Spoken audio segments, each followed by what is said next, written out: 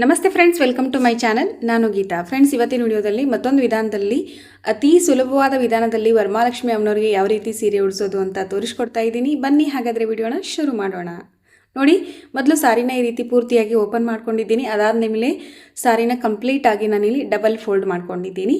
ನಂತರ ಸೀರೆಯ ಒಳಪದರು ಅಥವಾ ಸ್ಟಾರ್ಟಿಂಗ್ ಪಾಯಿಂಟ್ ಏನಿರುತ್ತೆ ನೋಡಿ, ಅಲ್ಲಿಂದ ನಾನು ಈ ರೀತಿ ಪ್ಲೀಟ್ಸ್ಗಳನ್ನು ಹಿಡಿತಾ ಬರ್ತಾ ಇದ್ದೀನಿ. 4 ರಿಂದ 5 ಇಂಚು ಅಗಲ ಆಗುವಷ್ಟು ಪ್ಲೀಟ್ಸ್ಗಳನ್ನು ಮಾಡ್ಕೊಳ್ತಾ ಬನ್ನಿ.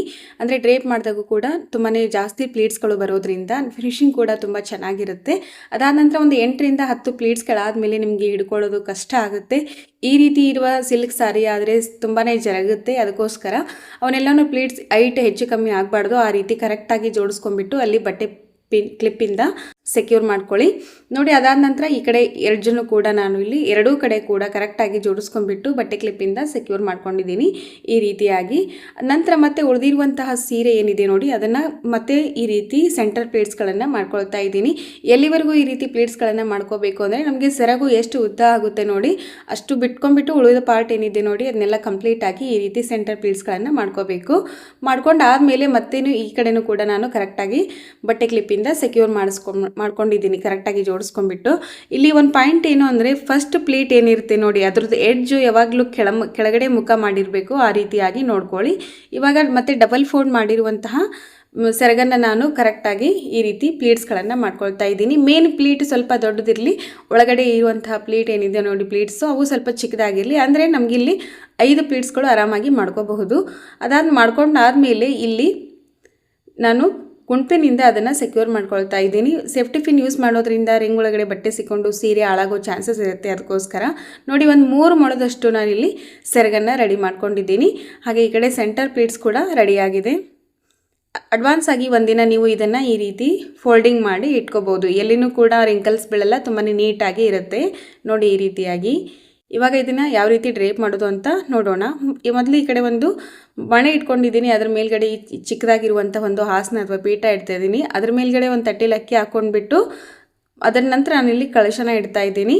ನೋಡಿ, ಸೀರೆನ ಫಸ್ಟು ಈ ಕಡೆ ಸೆರಗನ್ನು ಹಿಂದ್ಗಡೆ ಇಟ್ಕೊಂಡ್ಬಿಡಿ.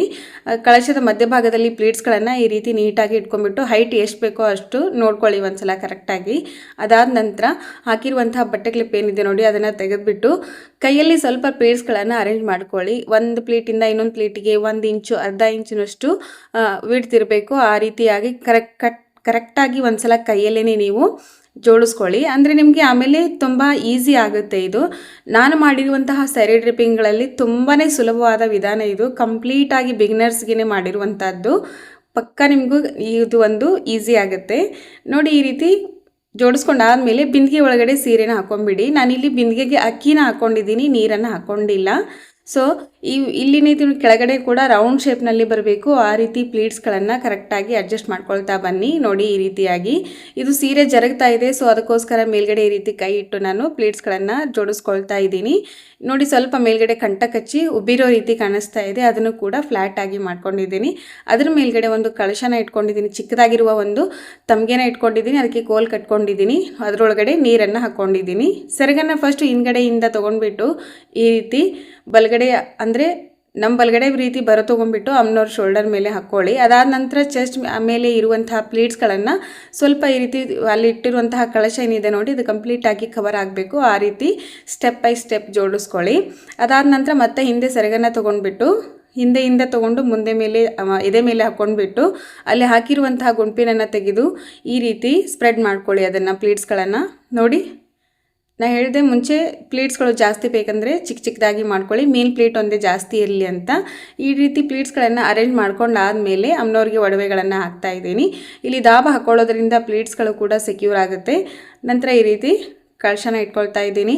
ನೋಡಿದ್ರಲ್ಲ, ಈ ರೀತಿ ಅಮ್ಮನವ್ರಿಗೆ ನಾನು ನನ್ನಲ್ಲಿರೋ ಒಡವೆಗಳಿಂದ ಅಲಂಕಾರ ಮಾಡ್ತಾ ಇದ್ದೀನಿ. ನೀವು ಅಷ್ಟೇ ನಿಮ್ಮಲ್ಲಿರೋ ಒಡವೆಗಳಿಂದ ಅಲಂಕಾರ ಮಾಡ್ಕೊಳ್ಳಿ. ನೋಡ್ತಾ ಇದ್ದೀರಲ್ಲ ಅಮ್ಮನವ್ರು ಎಷ್ಟು ಮುದ್ದಾಗಿ ಕಾಣಿಸ್ತಾ ಇದ್ದಾರೆ ಅಂತ.